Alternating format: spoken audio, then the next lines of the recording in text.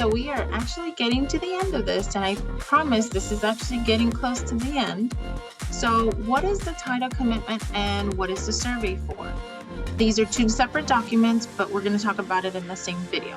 So the title commitment is what shows any title defects, any liens, any encumbrances that the title may have on the property. The reason we hire title companies in the process to hold escrow and to do closings and to search for all these items is because they also search for any mechanical liens that the property may have, anything that any other second mortgages or any liens, anything that may be an issue for the buyer. Now, the title company does insure title. So if after closing, a second lien comes out that wasn't there before, that the seller put on the property, the title will cover it because you obtain title insurance the day you close. Now, important, a lot of people don't know this. The title company insures the title for the time the same ownership is on there.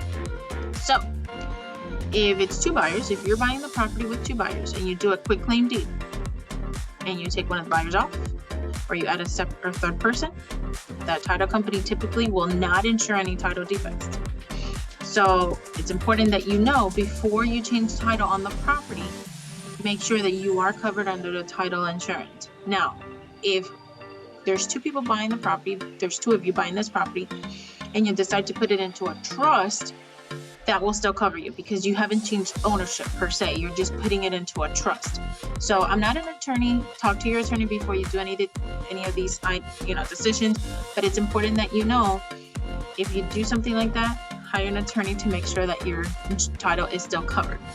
Now, if there's any title defects or any issues, the title company will find out at this point and let us know. Like if there's any open permits, if there's any mechanical liens, like the seller hasn't paid for a water or electric bill, HOA fees, anything like that, we will find out. That's why it's imperative that you hire title companies and attorneys. So the day of closing, we don't find out, or maybe the day after closing, we find out, right? So typically there's a date on the contract that we have to have title by.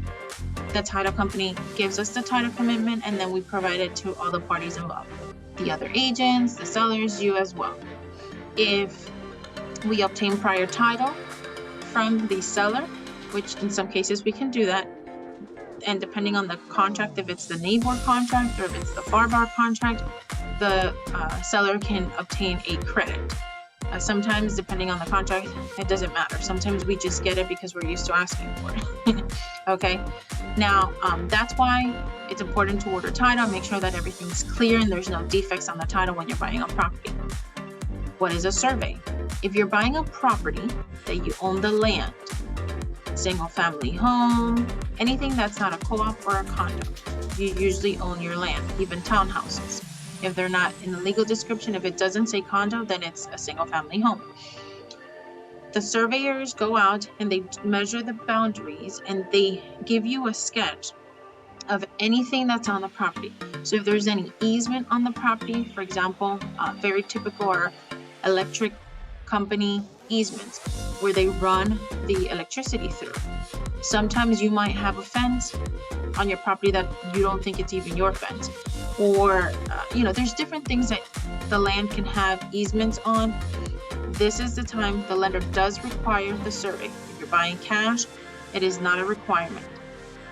We always say that you should get it because you never know what's on there. You never know. And then you hire, actually the title company is the one who usually orders a survey for us and for you.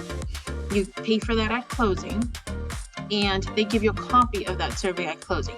So if you want to put up a fence in your yard, if you want to put up a pool, if you want to do anything to the outside of the property on the land, the county will usually require you give them a survey.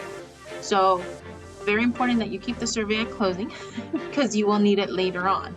And when you go to sell, if you provide a copy of the survey to the buyer, then they can recertify that survey and pay a little less money for it.